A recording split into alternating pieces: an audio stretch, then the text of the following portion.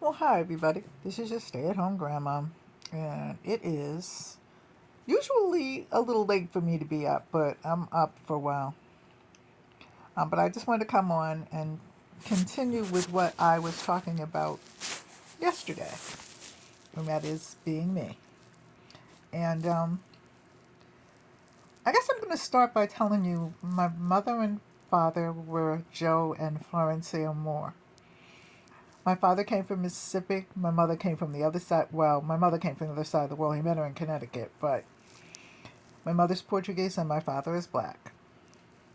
Um, Two wonderful people.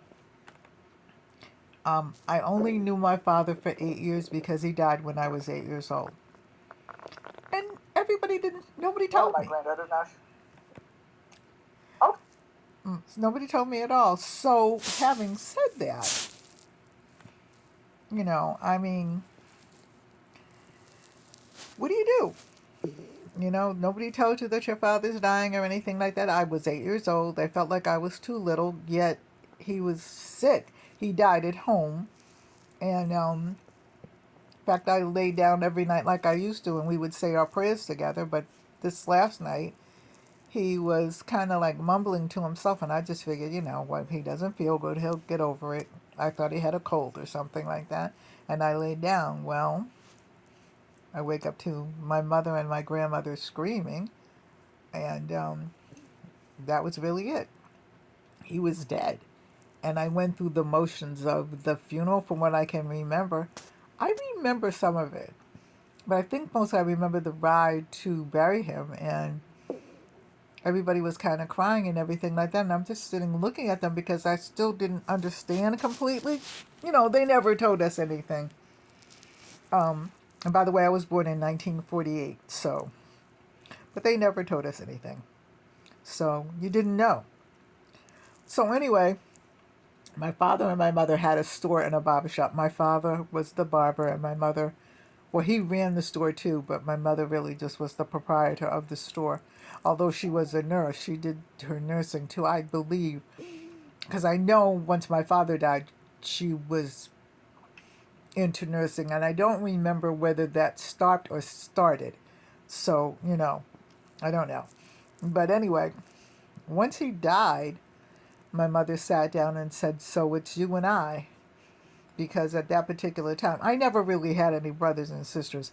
I was raised with my cousins who happened to be boys, most of them, and they went to school in Boston, and they were from Connecticut, and they were from rural parts of Connecticut, so the schools were better then for them. So they went to school, and a couple of them were going to college, and then they went on into the service. So I know that I called them my brothers, but as far as I know, I'm still waiting for that knock on the door because my father was a soldier, but I doubt that'll happen now. And you know, um, I'm just waiting to see if I have a brother or sister, but at this point I don't. Not a blood brother or sister, but my cousins. Um, I'm the baby of the first set of cousins, okay, and so everybody kind of like babied me and did things for me and whatever. But I wasn't spoiled because my mother made me clean. She made me do all that stuff. So fast forwarding to me being 8 years old and kind of like being free on my own. And we had a very nice house and everything, which was up above the store. And I don't know when it happened. I don't even remember how old I was. I know it was a couple of years after my father died. My brother brings somebody to the house and says, "This is what's his name." And the reason why I'm saying what's his name because he's dead. And anyway, and we're going to get married eventually, and we're buying another house. And I'm like, "Oh God, where?" And so my mother takes me around the corner and shows me the house. And I said, "Okay, well, that's a nice house. It's a big house and everything like that." In that house was one of the old men, Mr. Lynch. That was what his name was. He was I want to say, I can't call him a seamstress, so he was a tailor. And he made a lot of clothes, and he did a lot of made furniture, covers for furniture, things like that. He was very talented, and he was old, and they were taking him away from his house, so he sold the house to my mother, and because he always really like loved all the kids and everything like that. I don't know much about. I remember his wife when I was very little coming into the store and stuff like that, but I don't remember what she looks like anymore. I don't remember whether they had any children or not either. I'm really like dumbfounded on that. But we moved to Braddock Park, which was where I grew up at. And where I grew up at was really nice. There was a lot of older people there. They were all from different places. I lived in Boston in the South End, and it was very homogenous at that time. And there were Chinese restaurants. There was a Chinese laundry. There was a little flower shop. There was a drugstore. Um, Jaime Krasnu was his name. There was a Greek restaurant. There was two Greek families. One lived on the left of me. On the right of me was Mary Khaleesi. She was Irish. And then they had a pub next to it. I don't know. I guess that was her pub. And then there was a Greek family that lived right next. So there was a lot of different families there. I remember a girl across the street by the name of Charlene Kurska, something like that. And we used to play together, and we went to school together. And I just had fun in my neighborhood. I didn't, like I said before, I wasn't really, I can't really say this because I can't define it right now because I kind of shut it out because I was a geek. I really was. I liked making things. I liked reading. I liked writing. I liked making up stories. I liked riding my bike. I liked looking, even though I lived in the city, you could go away from the city a couple of minutes later and be on the river. So, I liked the Charles River. I liked going downtown and shopping and looking around. I was kind of a child that kind of just followed my own path so that other people couldn't really lead me. And I would go out and play for a while, but then I would come back at my house and my mother would come home and catch me reading or something like that or doing something. My mother's my mother's talk to me, and I think I said this yesterday, and my mother's talk for me every morning was, do not take apart any of my things. And I'm like, no, I'm not. If something's broken, I might try to fix it. Well, that went out the window because I really wasn't the Mr. Fix It, Mrs. Fix It type of person.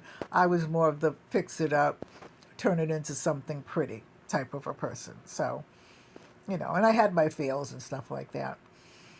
Um, and I just kind of went along. And when you're an only child, you do only things and you learn to be alone and make your path your own. So that a lot of people did not understand that.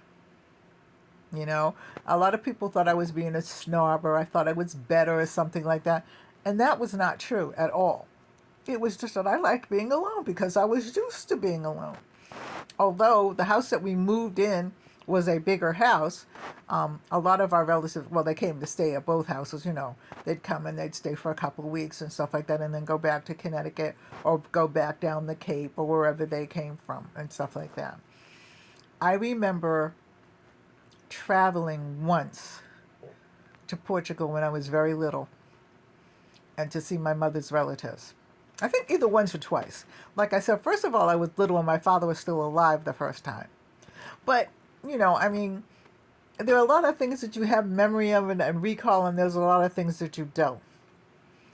Um, it didn't hit me that my father died. My father was actually, he was gone forever, but it didn't hit me.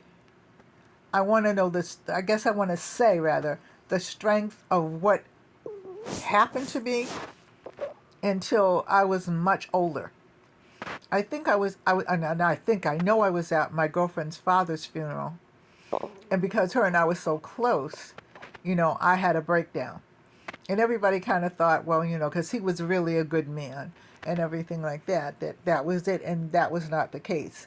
I found out after having children and everything like that was my meltdown because I had never been honestly told about my father's death. and didn't know how to deal with it, and I didn't process it until that particular funeral. Um, but I went to school, and when we went to school, it was like a big school. I had gone to two different grade schools in the beginning. I went to kindergarten and I think first grade, and possibly second grade at the C.C. Perkins. Anybody that's from New England knows that. Well, anybody that's from New England from the South End would know that. And then I went to the Charles Bancroft, and then I went and in the schoolyard was the Charles Bancroft on one side on the right, and the Rice School on the left. All right, so that was like, but we went to the same. Once I went to the Rice School, I think I went in about the fourth or the fifth grade, maybe. Um, but after that, I think it was either the fourth or the fifth grade, we moved, and then it became the Rice Franklin. We moved around the street, like around the corner, like I did with around the corner from my house, and I stayed there until I graduated from in the eighth grade. So we kind of went to the same school, you know, and knew the same people and whatever. But I really loved the South End. It was a city, but it was in this particular part of the city, which was really funny, was when the Cubans and the Puerto Ricans started moving in. So they had started their little restaurants, and one woman I think used to sell the Puerto Rican food outside of her house before they made everything licensed and everything like that. So me and a couple of other kids would stop there, and so because I spoke enough Portuguese, she began to speak Spanish to me, so I began to learn Spanish. Um, Next door to me they had a Greek restaurant, and he spoke Greek. Chris was his name, and he was teaching me Greek. So I was learning my languages and stuff like that, and messing around with different people and different cultures and everything like that. And I actually had fun, just going through the neighborhood and checking out the stores. There was always something to do, or to learn, I should say, in the South End. Always. There were always street vendors. There were always. I remember an old man. Okay, he was a nice old man, and he used to sell popcorn. So there were always those kind of street vendors. They would sell kind of like New York. Okay, I have to say, they would, especially in the summertime, not so much in the winter that I can remember, because we have bad winters in New England, bad. But kind of like different street vendors. There were guys in the carts that would sell flowers certain times of the years. There was still wagons. You know what I mean? For those people that don't know what that is, it is a wagon with four wheels, a big wagon that they used to ride, and they would come along. And when I was little, I think up until about 9 or 10 years old, there was the ragman. They still sold coal because we had a coal chute in our first house, but and me and my cousin decided to slide down the chute into the coal. Okay. Anyway, that went terribly wrong. Terribly wrong, because all you could see was the white of our eyes. My mother didn't even beat us. Okay, my cousin came up to stay with me and stuff like that, and we shot down this and everything like that. We were just having so much fun, and we were laughing. It was so fun. It was hysterical because we had slid into the coal and everything like that, and then we couldn't get it off, and we were laughing and everything like that. And then my mother came in, and she's like, "What did you two do?"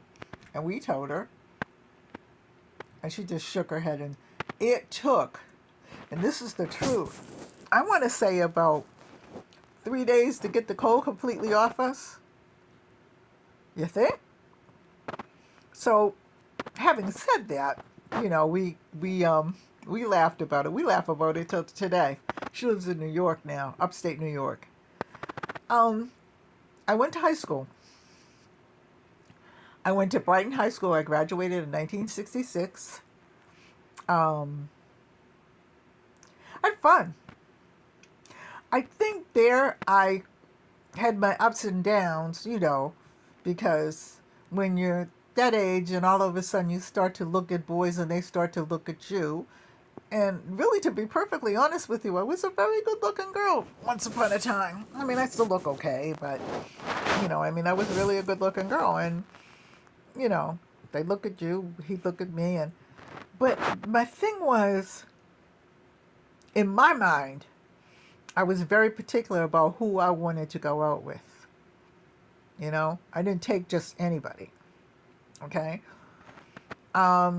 And the reason why I was particular is because my father, when he was alive, was such a good man and so good to me, and and told me things. And I guess he told me things because I guess he knew in his heart he wasn't going to be here long. So he told me a lot of different things, and one of them was always pick out a person that's going to enhance you, in other words.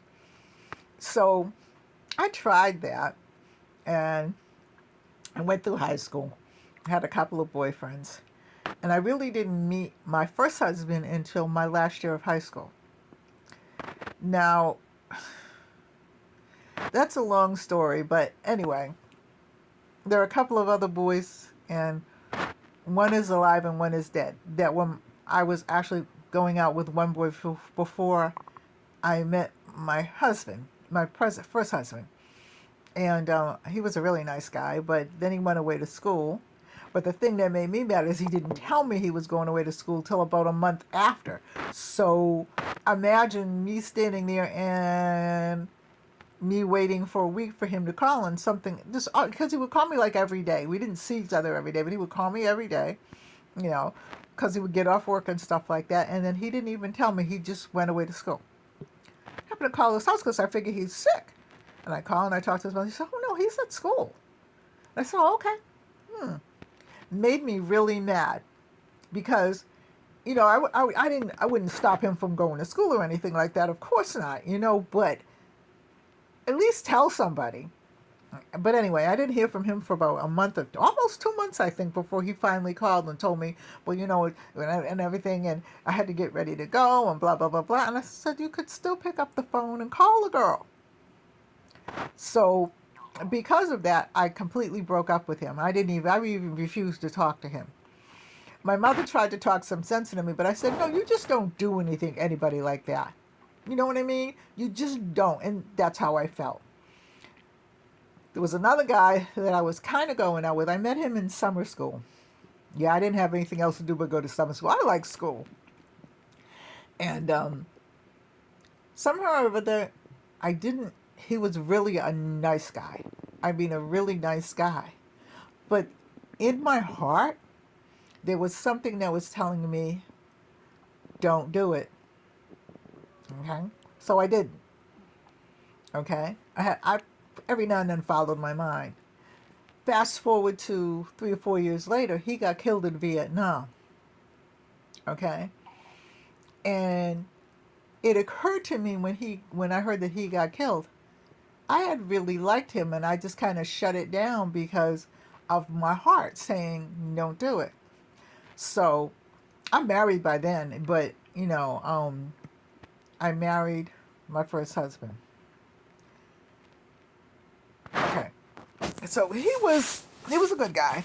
He worked really hard and stuff like that. But he was what we call a good person on the outside to everybody except his wife. I mean, he was good to me like with whatever we bought for the house. He was good to me by bringing me flowers at work. He was good to me by buying me things, but he was not good to me. I think you can understand that. So, after about 11 years of his bullshit, and that's what it was, I just completely packed up my kids and everything and walked. And he didn't believe it, but I did. And I never have been that person that will tell you I'm going. I just go. Okay? All right. So I got a divorce and I went home to my mom, which I was glad I went home because she was sick anyway.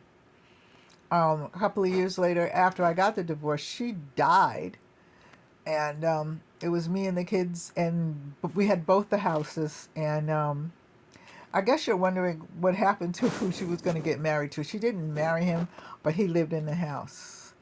Um, I, I don't know what happened. They didn't even sleep together in the same room. This is the honest to God's truth. You can't make this stuff up.